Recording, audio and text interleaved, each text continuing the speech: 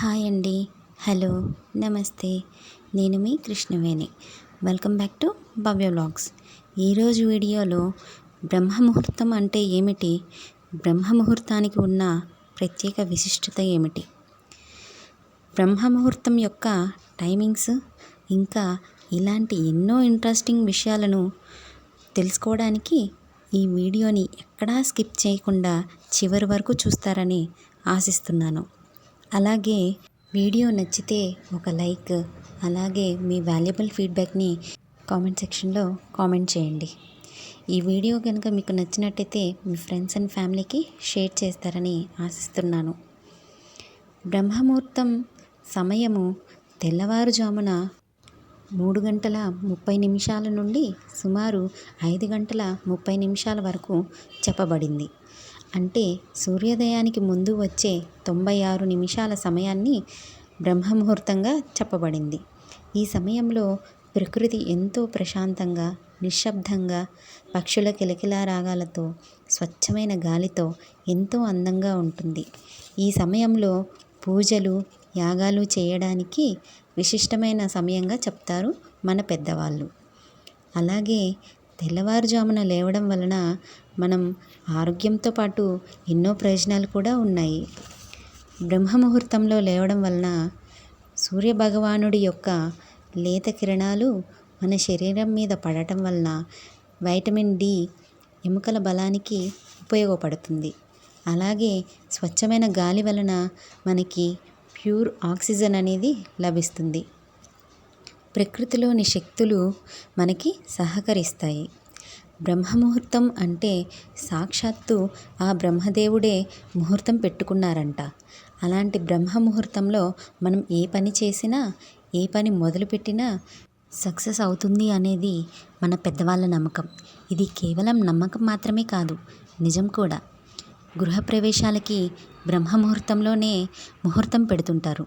ఎందుకంటే అది దేవతల సమయంగా, అమృత ఘడియలుగా చెప్పబడింది. పెద్దవాళ్ళు చెబుతూ ఉంటారు, తెల్లవారే వరకు పడుకోకూడదు, సూర్యాస్తమయానికి ముందే లేవాలి అని. ఎందుకంటే ఈ సమయంలోనే దేవతలు దివి నుండి భువికి దిగి వస్తారంట. ఈ సమయంలో ఎవరైతే తమ ఇంటి తలుపులు తెరచి ఉంటారో ఆ లక్ష్మీదేవి ఆ ఇంటికి వెళ్తుందని చెప్తారు. అది నిజమే. ఆ దేవతలు వచ్చే సమయానికి మన ఇంటిని ఎంతో అందంగా అలికి, ముగ్గులు వేసి, దీపారాధన చేసి ఆ లక్ష్మీ అమ్మవారికి స్వాగతం చెప్తారో, ఇంకా ఆ లక్ష్మీదేవి మన ఇంటికి ఎందుకు రాదు? లక్ష్మీదేవి ఇంట్లో తిష్ట వేసుకొని కూర్చుంటుంది. ఇది ఖచ్చితంగా నిజం.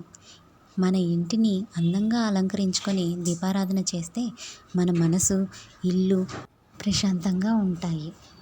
మరి ఈ తరం ఇల్లాలిగా 3:30 లేచి బ్రహ్మముహూర్తంలో పూజ చేయడం సాధ్యమేనా అంటే కష్టమనే చెప్పాలి. ఈ కాలంలో ఉన్న టెక్నాలజీస్, చదువులు పూర్వకాలంలో లేవు. అప్పట్లో అన్నీ ఉమ్మడి కుటుంబాలతో, వ్యవసాయ పనులతో ఎవరి పనులు వారు ప్రశాంతంగా చేసుకునేవారు. సూర్యాస్తమయం అయ్యేలోపే పడుకునేవారు. కాబట్టే బ్రహ్మముహూర్త సమయంలో లేవగలిగేవారు. కానీ ఇప్పుడు ఇంట్లో నలుగురు ఉంటే 4 సమయాలు. ఇంట్లో పిల్లలకి, భర్తకి వంట పెట్టి వాళ్ళని నిద్రపుచ్చేసరికి రాత్రి 10:30-11 దాటుతుంది.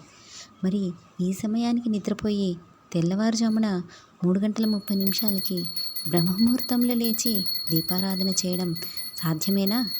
మనిషికి నిద్ర సమయం అనేది చాలా ముఖ్యం. నిద్ర లేకపోవడం వల్ల ఎన్నో అనారోగ్య సమస్యలు ఎదుర్కోవాల్సి వస్తుంది. మినిమం 6 hours ఉండేలా చూసుకోవాలి. అంటే 9 గంటలకే పడుకునేలాగా టైం మేనేజ్ చేసుకోవాలి. ఈ కాలంలో పూజ టైంకి వంట, వంట టైంకి పూజ. 5:30కి లేచినా వంటకే టైం అంకితం అవుతుంది. 7:30కి స్కూల్ బస్ అని, 8:30కి ఆఫీస్ వర్క్ అని ఎవరి పనులను వారికి చక్కబెట్టడంలో ఆ ఇల్లాలి కష్టం చాలానే ఉంటుంది. ఇది ఇల్లాలి బాధ్యత కూడా. అలా కాకుండా భర్తని, పిల్లల్ని వారి వారి పనులకు పంపించిన తర్వాత ఇల్లు శుభ్రం చేసుకొని దీపారాధన చేసేసరికి 10:30-11 అవుతుంది. అందులోనూ లేట్ అయిపోతుందన్న హడావిడితోనే పూజ ముగుస్తుంది.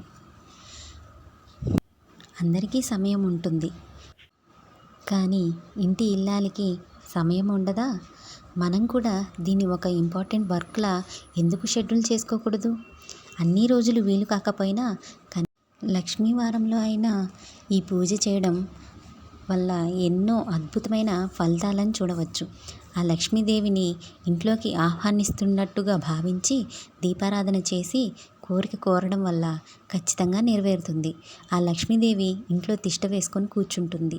ఇది ఖచ్చితంగా నిజం. ఇలా చేయడం వల్ల ఇంట్లో ఉన్న నెగిటివిటీ అంతా పోయి పాజిటివిటీ వస్తుంది. మీరు కూడా ఇలా వారానికి ఒక్కరోజైనా లేదా నెలలో ఒక్కరోజైనా దీపారాధన చేసుకుంటారని కోరుకుంటున్నాను. ఈ వీడియో మీకు ఎంతగానో ఉపయోగపడుతుందని భావిస్తూ సెలవు తీసుకుంటున్నాను. Thanks for watching.